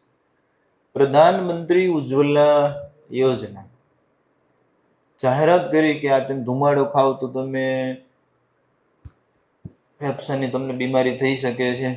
આ છે સિગારેટ કરતા ધુમાડો અઘરો છે. અને ધુમાડો ખવાય નહીં. ગેસની લવાય, ભરેલી ગેસની બોટલ દો પહેલી વાર, પછી ખૂટી જાય, ચા ન બને. એટલે આપડા ભાઈ 10 વાગે રાહ જોવે, 10 વાગે ઓફિસ ખુલીને સીધી કીક મારે ને સીધો બાટલો ભરાઈ આવવાનો. પછી કે હવે જ બનાવો ને બપોરનું જમવાનું નહીં મળે. કે આવું ન થાય? આવું થાય હો. સિટીમાં કોઈ લાકડા હોતા નથી, ચૂલે બનાવી નાખીએ, ગામડા વાળાને વાંધો નહીં. ચલો, પેટ્રોલમાં આપણે કેટલા ટકા ઇથેનોલ મિશ્રિત કરીએ છીએ? 20%. એસબીઆઈ વિશ્વની શ્રેષ્ઠ કન્ઝ્યુમર બેંકમાં છે પસંદ થઈ છે સાહેબ. અને એના સિવાય આપણે વાત કરવી છે MiG-21 ની. MiG-21 નામ સાંભળ્યું છે? આ ફાઇટર જેટ છે ભાઈ. અને આ ફાઇટર જેટ છે ભારતમાં સૌ પ્રથમવાર છે એ આ ભારતમાં જોડાયેલો અથવા ભારતીય વાયુસેનામાં જોડાયેલું સૌ પ્રથમ ફાઇટર જેટ છે. હવે એને આપણે 62 વર્ષે શું કરી દેવાના છીએ? નિવૃત્ત કરી દેવાના છે. એટલે કે ભારતીય વાયુસેના જે છે, જેને ઇન્ડિયન એરફોર્સ આપણે કહીએ છીએ, એમાં હવે તમને ક્યાંય MiG-21 જોવા મળશે નહીં. આ MiG-21 છે કયો દેશ બનાવે છે ભાઈ? કયો દેશ બનાવે છે? રશિયા. અત્યારે તો સ્થિતિ એવી છે કે MiG-21 નું ઉત્પાદન આપણે ભારતમાં હિન્દુસ્તાન એરોનોટિક્સ લિમિટેડ HAL કરે છે. પણ આના માટેથી તમને ખબર હોવી જોઈએ કે આ પ્રોજેક્ટનું નામ શું છે? Make in India. મોનોપોલી તો કયા દેશની હોય? રશિયાની. જોઈ બનાવીએ ક્યાં? આપણે ભારતમાં. રેડી? તો સાહેબ આ MiG-21 છે એને હવે નિવૃત્ત કરી દેશું. એનો અર્થ શું થયો? કે ઇન્ડિયન એરફોર્સની જેટલી પણ સ્કોડ્રન છે, આ સ્કોડ્રન અર્થ સમજો છો? સ્કોડન કોને કહેવાય? સ્કોડન એટલે એક આખી ટીમ, કે ભાઈ એક સ્કોડન છે તો હું એવું કહું કે એમાં 15 ફાઇટર જેટ હોવા જોઈએ. તો એક સ્કોડનમાં 15 ફાઇટર જેટ વાળો જે આખી હોય, હું તો નાનો આંકડો કહું છું આમાં, તો એને છે એ આને સ્કોડન કહેવાય. હવે કે આખા ભારતીય વાયુસેનામાં MiG-21 જોવા નહીં મળે. કેમ? નિવૃત્ત કરી દીધું છે, નહીં સારું હોય? આના લીધે તો આપણે 2 યુદ્ધ જીત્યા છે, 71 ને 99, બરોબર. પણ વાસ્તવિકતા એ છે કે હવે આને ઉડતું કોફિન કહેવામાં આવે છે, અથવા તો ઉડતી સબપેટી. કેમ આવું કહે છે કે આને ઉડતી સબપેટી તરીકે ઓળખવામાં આવે છે? તો મેઇન રીઝન એવું છે કે સાહેબ, આ અત્યાર સુધીમાં જે દિવસથી આ જોડ્યું ત્યારથી અત્યાર સુધીમાં આમાં આશરે 400 જેટલા અકસ્માત થયા છે. એટલે આ આપણા માટે સૌથી અઘરી બાબત છે. 400 જેટલા અકસ્માત એટલે 62 વરામ થયા છો, પછી એવું નહીં છેલ્લા વરામ થયા. પણ છેલ્લા 10 વર્ષમાં જો તમે MiG-21 નો રેકોર્ડ જુઓ તો તકલીફ એ છે, જો આ 2 રીતે કામમાં આવે છે. એક, ભારતીય વાયુસેનાના જે નવા જવાનો આવે ને, એન્ડ ટ્રેનિંગમાં આ વપરાય છે અને યુદ્ધમાં આ જ વપરાય છે. હવે ટ્રેનિંગમાં હોય એને યુદ્ધમાં વાપરવાનું હોય ને, કે ટ્રેનિંગ બીજે લીધી હોય, ટ્રેનિંગ પ્લેટિનામાં અને બાજવા જવાનું સ્પ્લેન્ડરમાં, મેળ આવે, ગેર ભૂલાઈ જાય. સમજો છો તમે? એટલે એમાં આ સૌથી વધારે વપરાતું છે, બરોબર. હવે તકલીફ એ છે કે આ ક્યારે ભડકો થઈ જાય એની કોઈ ગેરંટી રહેતી નથી. જે તે સમયે જૂના આપણા એરફોર્સના સીપ હતા ને, એને શું કીધું ખબર? ભારતની સુરક્ષા કરવી સૌથી કષ્ટદાયક છે. કેમ? કે ભારતીયો 10 કે 20 વર્ષ જૂની 4 વ્હીલ નથી વાપરતા, અને અમે શું વાપરવી છે? વિમાન વાપરવી છે. તમને 20 વર્ષ જૂની ગાડી લેવાનું મેં અત્યારે કીધું હોય તો કે આપણે એક ફંટી લઈ લઈએ, હપ્તા ભરું પણ કે નવી લઉં, અને આ આટલા વર્ષ જૂના ફાઇટર જેટ થી કામ રોડવે છે, બરોબર. અભિનંદન ને પાત્ર છે. અભિનંદન વર્ધમાન નું નામ સાંભળ્યું છે? અભિનંદન ને ઓળખો છો? મુસડી. હા, એને F-16 જે 5th જનરેશન નું જે ફાઇટર જેટ કહેવાય છે, એ આનેથી જ તોડ્યું હતું. આ ઇનવીજ MiG-21 છે કે જે 60 વર્ષ જૂનું કેસ. બધા આ જૂના ખટારાથી એને ઈ જમાનાની અત્યારે માનો ટેસ્લા કહેવાતા હોય એને ધક્કો માર્યો હતો, સ્વાહા, ને આપણે ભાઈ જીવતા હતા, બરાબર. એનું મેઇન રીઝન એ છે કે ભારતીય વાયુસેના શીખીને ત્યારથી જ્યાં શીખી છે. એટલે આ જેટલા ગલોટિયા મારે એટલું બીજા કોઈનું કામ નહીં, બરાબર. તમે એકની એક ગાડી 10 વર્ષ સુધી હાંકો, બ્રેક ઓછી લાગતી હોય તો આપણે બ્રેક લાગી જાય, બીજાને દીધી હોય કે આ બ્રેક જ નથી, આને જેવું છે, બરાબર. ચલો, હવે પ્રશ્ન એવો થયો છે કે MiG-21 છે નિવૃત્ત કરી દેશું તો આની જગ્યાએ બીજા વિમાન તો આપણે લેવા પડશે ને, તો કયા લેશું? તેજસ, MK-01 અથવા તો MK-1. તેજસ નામ સાંભળ્યું છે? તેજસ ભારતનું સૌપ્રથમ સ્વદેશી જેટ વિમાન છે. ભારતનું સૌપ્રથમ સ્વદેશી ફાઇટર જેટ વિમાન છે. સિંગલ એન્જિન વાળું છે અને આ આપણે સૌથી હલકું પણ આને જ કહીએ છીએ. અત્યાર સુધી ફાઇટર જેટ બનાવતા ને સાહેબ, એમાં દરેક તમે ફિલ્મોમાં ફાઇટર જેટ જોતા હોય ને તો જો પાયલોટ કેટલા હોય? 2 હોય, એક આગળ બેસે, એક પાછળ બેસે. પણ આ તેજસ છે ને કેટલા વાળો છે? 1 હોય. એટલે એક પાયલોટની જગ્યા, એટલે આ સૌથી હલકું બન્યું, બરાબર છે. ને નવી જનરેશન પ્રમાણે છે રડારમાં ઝડપથી પકડી શકાતું નથી. આ તેજસને આપણે ભલે એમ કહેવી કે ભારતનું સૌપ્રથમ સ્વદેશી જેટ વિમાન, પણ આમાં હજી એક લોચો તો છે જ. એન્જિન આપણે કોઈને કંઈક લેવી છે? અમેરિકા પાસેથી. હમણાં આપણે ટ્રમ્પ હારે જીભા જોડી થઈ ગઈ હતી ને, જીભા જોડી સમજો ને, બાદ અને જીભા જોડી પછી આપણું 3 મહિના સુધી અટકાયું હતું. હજી ગયા અઠવાડિયે કીધું વાંધો નહીં, આવી ગયા છે એન્જિન, બરોબર. આને આપણે નિવૃત્ત કરી રહ્યા છીએ અને એની જગ્યાએ તેજસ MK-1 હવે આ સ્કોડનનો ભાગ બનશે, બરોબર. ચાલો, તો આમાંથી પ્રશ્ન ખાલી કેટલો હશે? તાજેતરમાં ભારતીય વાયુસેનામાં 62 વર્ષે કયા વિમાન છે એને નિવૃત્ત કરવામાં આવ્યા? તો MiG-21. કયા દેશ બનાવે છે? તો રશિયા. બરાબર. પેટ્રોલમાં આપણે ઇથેનોલ કેટલા ટકા નાખીશું બે? 20%. અને SBI છે ને વિશ્વની બેસ્ટ કન્ઝ્યુમર બેંક છે એનો પુરસ્કાર છે એ આપવામાં આવ્યો છે. એના સિવાય ભારત ભણતા હોય અને આ સંસ્થાને નો યાદ રાખીએ તો બધું અઘરું છે. ઈસરો અને અમેરિકાની કઈ સંસ્થા છે? નાસા. આ બે ભેગા થઈ અને એક સંયુક્ત પ્રોજેક્ટ ઉપર કામ કરી રહી છે એનું નામ છે નિસાર. બરાબર. આ નિસાર નામનો જે ઉપગ્રહ છે આજે કઈ તારીખ થઈ ભાઈ? આજે 28 જુલાઈ છે ને, 2 દિવસ પછી 30 જુલાઈના રોજ છે એ આ લોન્ચ કરવા જઈ રહ્યા છે. બરાબર. આ નિસાર ઉપગ્રહ શું છે? તો કે સાહેબ આ પહેલી વખત એવો ઉપગ્રહ લોન્ચ કરશે કે જે દર 12 દિવસે સમગ્ર પૃથ્વીને સ્કેન કરશે. એટલે આપણે ખાલી એટલું ધ્યાન રાખવાનું, આ ભવિષ્યમાં આવનારી અથવા ઘટનારી ભૌગોલિક ઘટનાઓ છે એના ઉપર શું કરશે? ધ્યાન રાખશે કે કોઈ ડુંગરો વિયો જાય એમ છે, દરિયાઈ સપાટી વધી રહી છે કે નહીં. આવું છે. તમને એ તો ખ્યાલ છે ને કે દુનિયામાં દર વર્ષે છે જળ સ્તર સખત વધી રહ્યું છે. આવનારા સમયમાં ભારતમાં મુંબઈ નામનું સિટી છે ક્યાં છે? પાણીમાં છે. હે આ વાસ્તવિકતા છે. બરાબર. તો એ પણ હજી વર્ષો લાગશે ને. વાત તો એવી છે સાહેબ કે એક પ્લેટ છૂટી પડવાની છે આમ, અને એ પ્લેટ છૂટી પડીને ક્યાં ભટકાવાની? ભારત સાથે. અને ભારત સાથે ભટકાશે એટલે ગુજરાતથી છે કેરળ સુધી ભટકાવાની છે. અને ભટકાશે અહીંયા નવી ગેટનો પર્વત બનશે. અત્યારે કયો નવી ગેટનો પર્વત છે? હિમાલય છે ને કે નથી? આ નવી ગેટનો પર્વત હિમાલય કે જ્યાં અત્યારે માઇનસમાં ટેમ્પરેચર છે ને, એવું ટેમ્પરેચર ક્યાં થઈ જશે? ગુજરાતમાં થઈ જશે. ગુજરાતથી છે કેરળ સુધી. પણ ટેન્શન લેતા નહીં, તમારી વેલિડિટી એટલી છે. આપણે એવું હું લે અત્યારથી ટેન્શન લેવું કે ભટકા છે બધું શું થાય છે? બરાબર. આપણે બહુ ટેન્શન નહીં લેવાનું. ચલો આપણે ધ્યાન શું રાખીશું કે ઈસરો અને નાસાનો સંયુક્ત પ્રોજેક્ટ, નામ શું આપીશું? નિસાર. અને નિસાર ઉપગ્રહ છે આ મહિનામાં હમણાં છોડશે. દર 12 દિવસે સમગ્ર પૃથ્વી છે એને સ્કેન કરશે.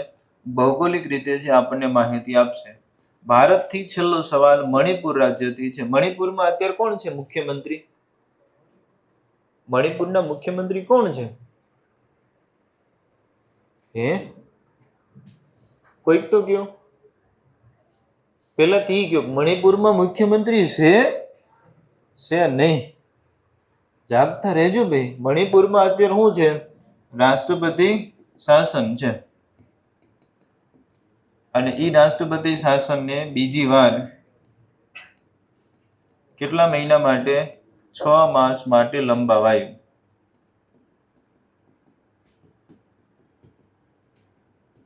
ધ્યાન રાખજો, ભૂલ નહીં કરતા.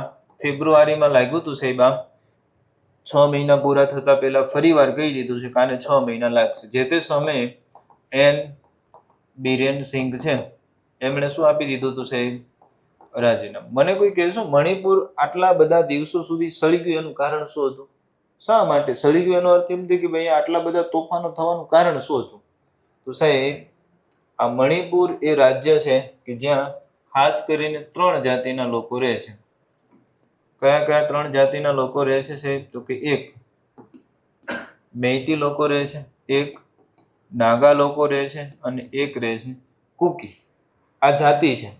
નાગા જાતિના લોકો ઉપરથી તો આપણી પાસે આખું રાજ્ય છે નાગાલેન્ડ. બરોબર. હવે શું તકલીફ પડી સમજજો.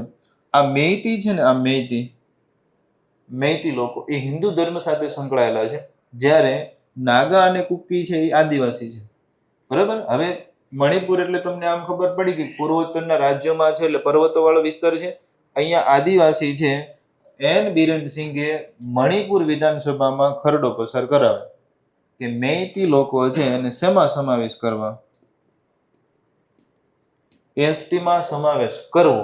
જેવી આ વાત થઈ એટલે આપણે બંદૂકો તાણી, અમારા કોટામાં અમે કોઈને આવવા દઈશું નહીં. બંદૂકો તાણી આવું હશે? આવું તમે ખાલી બિહારમાં સાંભળ્યું છે. મણિપુર જાવ ને તો ખબર પડે કે મણિપુરમાં આખા ગામ છે ને, અહીંયા લોકો છે એ તમે ગયા હોય ને તો પેલા તમને બંદી બનાવી દે, 4-5 દિવસ ખાવાય ન દે, પછી કે શું હતું ભાઈ, જાસૂસ બાસૂસ શું સેનાએ મોકલો છે, શું છે, ત્યારે કેવું પડે ભૂલ થઈ ગઈ, આવો ગાંઠો મારવા. બરાબર. અહીંયા વાસ્તવિક રીતે એ છે કે આ કુકી અને નાગા લોકો છે, અહીંયા કેવું થાય ખબર, ગામની ધ્યાન રાખે, આ લોકો ગામની સિક્યુરિટી કરે, આ ક્યારે કામને ઉઠાઈ લે, ક્યારે કામને ઉઠાઈ લે. અને આ તકલીફ એ હદ સુધી વહેંચાય કે મણિપુરમાં જે સરકારી કર્મચારી હોય ને એમાંય ભાગ પડવાનું ચાલુ થઈ ગયું. અને પછી અહીંયા સેના મોકલવી પડી, આપણાથી કંટ્રોલ થયું નહીં, એટલે પછી આપણે શું નાખી દીધું, રાષ્ટ્રપતિ શાસન. તમને ખબર હોવી જોઈએ સૌથી વધારે વાર રાષ્ટ્રપતિ શાસન ભારતમાં કયા રાજ્યમાં? મણિપુરમાં. આ લાગુ કર્યું કેટલામી વાર હતું? 11મી વાર. આ પૂછે મણિપુરમાં કેટલી વાર રાષ્ટ્રપતિ શાસન લાગુ રહ્યું? તો આ 11મી વાર ચાલુ છે. બરોબર, આ તમને ખબર હોય છે. ગુજરાતમાં કેટલી વાર ભાઈ? 4 કે 5? ગુજરાતમાં કેટલી વાર? 5 વાર. બરોબર. અહીંયા 11 વાર છે એ રાષ્ટ્રપતિ શાસન લાગુ થયું છે. મને કહેશો આ ભલામણ કોણે કરી છે? કોઈ આપણા કઈ ગૃહમંત્રીને તમે ઓળખો છો? હવે અમિત શાહ. આ 1 વર્ષ સુધી લંબાવવા માટેની પ્રણાલી છે આપણી પાસે, પછી લંબાવી શકતા નથી, પછી પાછું ફરીને બધું મહેનત કરવી પડશે ને. 1 વર્ષ સુધી કઈ વાંધો છે નહીં. તો તમને ખબર હોવી જોઈએ કે મણિપુરમાં અત્યારે રાષ્ટ્રપતિ શાસન છે ને બીજી વાર લંબાયું. ઈસરો અને નાસા ભેગા થઈ નિસાર ઉપગ્રહ છે એને લોન્ચ કરશે. એના પછી આપણે જવું છે ગુજરાતમાં. અને ગુજરાતમાં અત્યારે શું હાલે છે ભાઈ? શિયાળો, ઉનાળો, ચોમાસું. ચોમાસું હાલે છે તો મોનસૂન ફેસ્ટિવલ કરવો પડે ને. આ ક્યાં છે મોનસૂન ફેસ્ટિવલ? સાપુતારા. ચલો, મોનસૂન ફેસ્ટિવલ 2025 કોણ રહ્યું હશે ઉદ્ઘાટક? કોણ હોય? ગુજરાતના મુખ્યમંત્રી જોઈ કોણ છે ભાઈ? ભૂપેન્દ્રભાઈ પટેલ. તાજેતરમાં મોનસૂન ફેસ્ટિવલ છે એ ભૂપેન્દ્રભાઈ પટેલ છે એમણે ઉદ્ઘાટન કર્યું છે. થીમ, આ વખતેની થીમ એક ભારત શ્રેષ્ઠ ભારત. જો ધ્યાન રાખજો, જ્યારે પણ આ થીમ અંતર્ગત કોઈ ગુજરાતમાં કાર્યક્રમ થાય એ પરીક્ષા પૂછે. અગાઉ આપણે ત્યાં પોરબંદરમાં મેળો યોજાયો, એક ભારત શ્રેષ્ઠ ભારત. કયો? માધવપુરનો મેળો. આ માધવપુરનો મેળો છે ને 2 વર્ષ 3 પરીક્ષામાં આવ્યો કે ન આવે. પહેલી વાર એમ પૂછે માધવપુરનો મેળો ક્યાં યોજાય છે, બીજી વાર આખી કડી પૂછે, જાદવ કુળની જાન ને પરણે રાણી રૂકમણીને આખી લીટી પૂછે, વરવધુ ભગવાન એવડી. બરાબર. ત્રીજી વખત એમ પૂછે કે આ જે માધવપુરનો મેળો છે કઈ નદીના કિનારે ભરે? રેડી? તો આ જ રીતે પ્રશ્ન અહીંયાથી બની શકે સાહેબ. એક ભારત શ્રેષ્ઠ ભારત અંતર્ગત મોનસૂન ફેસ્ટિવલનું આયોજન છે ક્યાં થયું? ક્યાં ભાઈ? સાપુતારા. એક ભારત શ્રેષ્ઠ ભારત એવું આવે ને એટલે તમને આ ખબર હોવી જોઈએ કે આમાં માત્ર ગુજરાતના લોકોએ ભાગ લીધો હોય નહીં. આશરે 13 જેટલા રાજ્યો છે એના કલાકારો છે એને ભાગ લીધો છે. હમણાં આ ચાલુ થઈ ગયું ને પછી તમને સોશિયલ મીડિયામાં નજરે ચડવા માંડ્યો હોય છે મોનસૂન ફેસ્ટિવલ. તમે ક્યારેક સર્ચ કરજો, તમને એમ થાય કે આપણે તો જે અહીંયા છીએ નોકરી મળી જાય તો એકવાર આટો મારવા જરૂર જશું. બરાબર. અહીંયા પણ 15મી ઓગસ્ટની જેમ ટેબલો છે રજૂ કરવામાં આવ્યા છે. એ ટેબલો કોનો રજૂ કર્યો છે? ઓપરેશન સિંધુ. આપણે એક જ જાહેરાત કરવાની છે આખા વરાહું. કઈ? ઓપરેશન સિંધુ. બ્રાન્ડ બનાવી દેવાની, બીજું કાંઈ છે નહીં. બરાબર. ચાલો, તો મોનસૂન ફેસ્ટિવલનું જે છે એ ઓપનિંગ ભૂપેન્દ્રભાઈ પટેલ એક ભારત શ્રેષ્ઠ ભારત અંતર્ગત 13 જેટલા રાજ્યો છે એમના કલાકારોએ છે અહીંયા ભાગ લીધો છે. અને આ સિવાય ગાંધીનગર જતા આવીએ આપણે. બહુ વધારે નથી જોવાનું ગુજરાતમાં. ગાંધીનગર ગયા, હમણાં ચોમાસું છે ને ભાઈ, આ ઝાડવા રોપવી તો હાલે. ઝાડવા રોપવાનું નામ છે કાર્યક્રમનું, એક પેડ માં કે નામ. આ ગયા વખતે ચાલુ થયેલું છે અને હમણાં પછી આપણે હમણાં નવી ફેશન છે ને, એક પેડ માં કે નામ.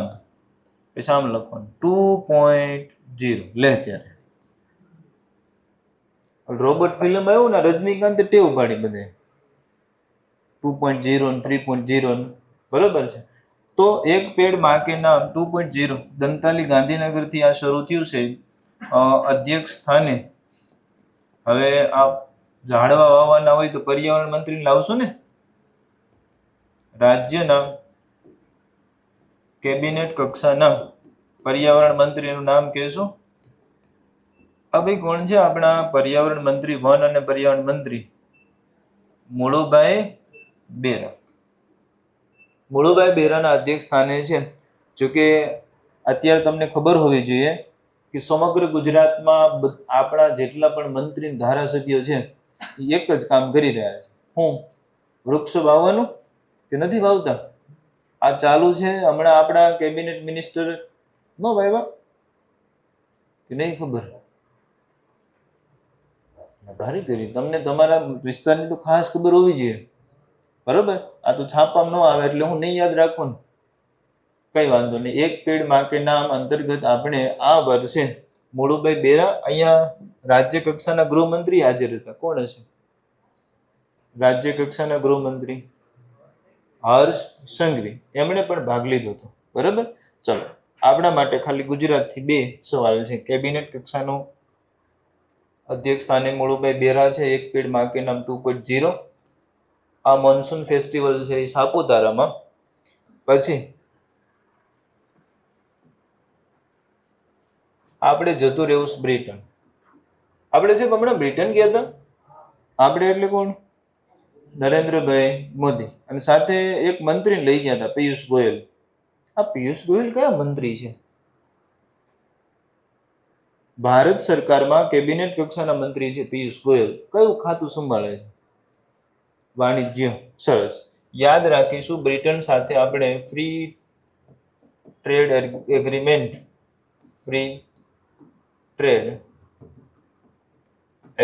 છે એ ધર્યા છે સાહેબ. આને શું કહેવાય?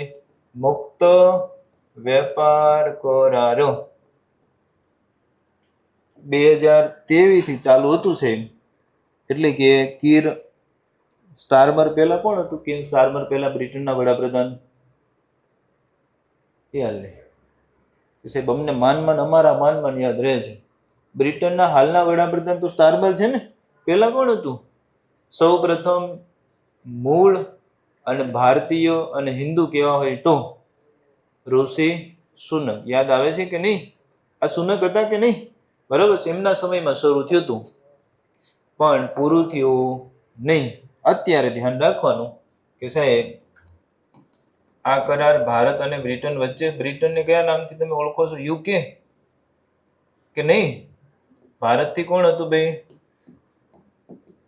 નરેન્દ્રભાઈ મોદી. અને બ્રિટનથી કીર સ્ટારમર. સ્ટારમર આમ લખો તો ચાલે. આપણે બહુ ઉપાધિ નહીં કરવાની, બરોબર? બ્રિટનના વડાપ્રધાન અને એમની સાથે આપણે હમણાં જેનું નામ લખ્યું કે લખવાના છે મુક્ત વેપાર એટલે કે વાણિજ્ય મંત્રી હાજરમાં હતા સાહેબ પિયુષ ગોયલ.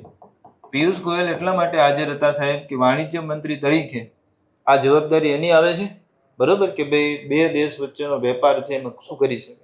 મને કોઈ કહેશો આ મુક્ત વેપાર કરાર એટલે કહેવાતું હોય છે, બીજું બધું પછી છે. જો આપણે કોઈ પણ દેશ પાસેથી થોડીક વસ્તુ આયાત કરતા હોય, થોડીક વસ્તુ શું કરતા હોય? નિકાસ. આયાત કરતા હોય તોય ટેક્સ લાગે, નિકાસ કરતા હોય તો શું લાગે? ટેક્સ લાગે. તો આપણે બ્રિટન સાથે એવો પ્રયાસ કરી રહ્યા છે સાહેબ કે આ જે કર છે એ કાં તો શૂન્ય થઈ જાય અથવા કેવો થઈ જાય? સાવ ઓછો. તમને નવાઈ લાગશે, આ એગ્રીમેન્ટથી ભારતને એટલો ફાયદો છે કે ભવિષ્યમાં ભારત છે એની જે પ્રોડક્ટ આપણે બ્રિટન મોકલશું એ 0 ટેક્સમાં જશે અને બ્રિટનથી અહીંયા જે આવશે એ સરેરાશ 3% ટેક્સ સાથે આવશે. તમને ખબર છે ને અમેરિકાએ 25% ટેક્સ, 500% ટેક્સ નાખ્યો હતો. આપણે ટેસ્લા પાસે લઈએ જ છે ને કે નથી લેતા? બરોબર. પણ મૂળ વાત એ છે કે આપણે હવે બ્રિટન સાથે આવો કરાર કરી ચૂક્યા છીએ અને આ પ્રશ્ન છે ને પરીક્ષાની દ્રષ્ટિએ મહત્વનો છે. આ વરામાં આપણે કોઈ દેશ સાથે આવો કરાર કર્યો નથી. અગાઉ ઓસ્ટ્રેલિયા સાથે કરી ચૂક્યા છે, બરાબર ને? હવે બ્રિટન સાથે, બરાબર? તો બ્રિટન છે એની સાથે મુક્ત વેપાર કરાર આપણે તાજેતરમાં પતાવી દીધો છે સાહેબ. આ પણ આપણને ખબર હોવી જોઈએ. અને છેલ્લો સવાલ, વિશ્વમાં અમેરિકાથી. આ છે ને હમણાં મોદી સાહેબ જેવું કામ છે. કરંટ ભણતા હોય ને અમેરિકા નો ભણતો હોય તમને ખોટું લાગી જાય, અને વ્યક્તિ વિશેષ ભણતા હોય મોદી સાહેબને યાદ ન કરો તોય ખોટું લાગી જાય. કેમ? તો કે સાહેબ અમેરિકા છે ને એને કાંઈ ન થયું ને તો એને હમણાં ખોટું આમ લાગી ગયું. યુનેસ્કોના સભ્ય પદેથી નીકળવાની જાહેરાત. એ કે અમારે યુનેસ્કોમાં જ નથી રહેવું. યુનેસ્કોના સભ્ય દેશમાંથી તાજેતરમાં કયો દેશ નીકળી જશે એવી જાહેરાત કરી છે? તો તમારો જવાબ શું હશે? અમેરિકા. હવે આ નીકળી જશે એવી જાહેરાત કરી દીધી, કારણ જાણવું પડે ને છે. કારણ છે ને ઇઝરાયલ છે. ઇઝરાયલ અને કોની વચ્ચે યુદ્ધ હતું? હમાસ. પછી હમાસ નીકળી ગયું, સીધું ક્યાં લાગી ગયું? ઈરાન સાથે થઈ ગયું ને છે. હવે સ્થિતિ શું છે કે અમેરિકાને એવું લાગે છે કે યુનેસ્કો ઇઝરાયલ વિરુદ્ધ એવી જાહેરાતો કરી રહ્યો છે જેથી કરીને ધાર્મિક સાંપ્રદાયિકતા છે એ વધારે અઘરી થાય. એટલે કે એનું એવું કેવું છે કે યુનેસ્કો એમ કહે છે કે ઇઝરાયલ સાથે સંબંધ રખાય નહીં. આવું અમેરિકન લાગે છે, આપણે કહેતા નથી. અને આ કારણથી એને શું કર્યું? આ પદ છે એ છોડી દીધું. અને આવું પહેલી વાર થયું નથી, આ બીજી વાર છે. મને એમ લાગે છે કે આયા બધા માથા ફરેલા માનવી જ આવતા હશે. થોડાક વરા થાય ને તો એકાદ એવો માણસ જન્મ લેતો હશે. બરાબર. અગાઉ આ પદ છોડી દીધું હતું, પછી પાછા જોડાણા હતા. હવે પાછું શું કર્યું છે? છોડી દીધું. તમને ખાલી કેટલી ખબર હોવી જોઈએ કે યુનેસ્કોમાં બહાર નીકળવાની જાહેરાત કયા દેશે કરી? અમેરિકા. રેડી? ચલો, તો વિશ્વ લેવલના આટલા પ્રશ્નો છે, એનું ધ્યાન રાખીશું. હા, અહીંયા સાથે સાથે આપણે વધારે ચર્ચા નથી કરવી, પણ ગયા વીકમાં પણ બાકી રહી ગયું હતું દિન વિશે. એટલે હું ખાલી દિવસો લખી નાખું, તમે એના વિશે જોઈ લેશો. 22 જુલાઈ, 17 જુલાઈ, 18 જુલાઈ. કોઈને કેવું 17 જુલાઈ અને 18 જુલાઈ કયા દિવસો હતા? 22 જુલાઈ કયો દિવસ હતો? ચલો, એકાદો કોઈકને આવડતો હોય તો દિવસ તો કયો ભાઈ. 17 વિશ્વ ન્યાય દિવસ, આઈસીસી નો આ સ્થાપના દિવસ છે. મને કોઈ કહેશો આઈસીસી એટલે ઇન્ટરનેશનલ ક્રિકેટ કાઉન્સિલ? આ ઈ નથી, આ શું છે? ઇન્ટરનેશનલ ક્રિમિનલ કોર્ટ છે. બરોબર, ધ્યાન રાખીશું. ઇન્ટરનેશનલ ક્રિમિનલ કોર્ટ છે. વચ્ચે નથી કહેતા આપણે કે ઇન્ટરનેશનલ કોર્ટમાં વ્યૂ જવું છે, તો ઈ આ કોર્ટ છે. બરાબર. 18 જુલાઈ નેલ્સન મંડેલા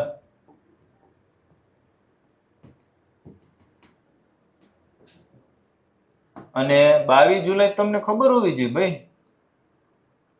22 કેરી લખો. 22 જુલાઈ રાષ્ટ્રીય કેરી દિવસ.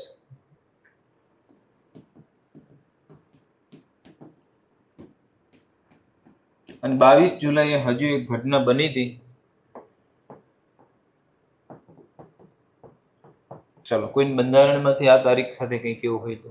યસ, સરસ. રાષ્ટ્રીય ધ્વજ અંગીકાર દિવસ. રાષ્ટ્રીય ધ્વજ આપણે તિરંગો આ દિવસે સ્વીકાર્યો હતો સાહેબ. રાષ્ટ્રીય ધ્વજ અંગીકાર દિવસ. કોણ છે આપણા હાલના તિરંગાના ડિઝાઇનર? કોણે તિરંગો ડિઝાઇન કર્યો છે? પિંગલી વેંકૈયા. આ છે કોણે તૈયાર કર્યો હતો? બહેનોએ તૈયાર કર્યો હતો. આ બહેનો બધી કોણે આપ્યો હતો? બધા બહેનો વતી રાષ્ટ્રધ્વજ તૈયાર કરીને બંધારણ સભાને કોણે આપ્યો હતો? અંશાબેન. ડિઝાઇન કરનાર પિંગલી વેંકૈયા. પછી રાષ્ટ્રધ્વજ છે એમાં ઝંડા સમિતિના અધ્યક્ષ જે.બે. કૃપલાણી. આ રાષ્ટ્રધ્વજની વ્યાખ્યા યાદ કોણે કરી હતી? રાષ્ટ્રધ્વજની વ્યાખ્યા એ સમયના પ્રથમ ઉપરાષ્ટ્રપતિ, દેશના પ્રથમ ઉપરાષ્ટ્રપતિ નામ તમને યાદ નથી?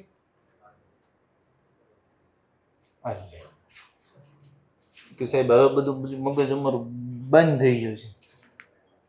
કોણ આવે? દેશના પહેલા ઉપરાષ્ટ્રપતિ નામ જણાવો. યસ, સર્વપલ્લી રાધાકૃષ્ણન. શિક્ષક દિવસ ઉજવો છે ભૂલી જાવ છો, બરાબર. એમણે એની શું કરી હતી સાહેબ? વ્યાખ્યા કરી હતી કે ઝંડો એટલે આટલું જ તે, કેસરી, સફેદ, લીલો, અચોક સકરન, 24 હારણ, 3/2.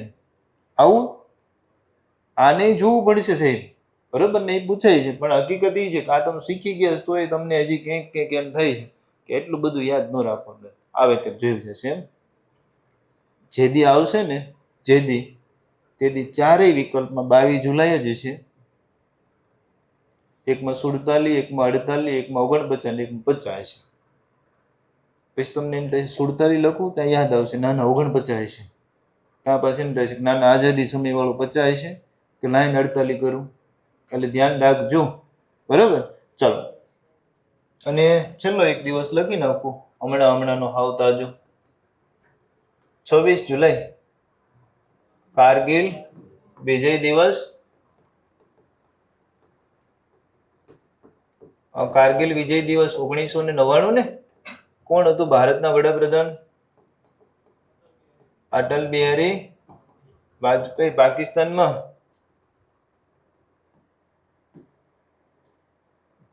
કોઈ નથી કેવું, મારે નથી કેવું, કોઈ કહેશો કોણ હતું પાકિસ્તાનના વડાપ્રધાન? અત્યારે કોણ છે પાકિસ્તાનના વડાપ્રધાન? હાલે ઇમરાન ખાન તો જેલમાં છો, મહેરબાની કરીને કહેતા નહીં. ઇમરાન ખાન બિચારો દડો લેવા જતો, આપણો સચિન સિક્સર મારતો ને ત્યારે દોડીને દડા નાખતો ને, પાકિસ્તાનનો વડાપ્રધાન અત્યારે જેલમાં છે, બરોબર. પ્રશ્ન એ છે કે અત્યારે પાકિસ્તાનના વડાપ્રધાન છે શાહબાજ શરીફ, એના મોટા ભાઈ નવાઝ શરીફ અહીંયા, બરાબર ને. એમ દર વખતે ટેવ છે હારવાની. અત્યારે શરીફનું કઈ હાલતું નથી, ઇમરાન ખાનનું હાલતું નથી, કોનું હાલે છે? Army chief Munir.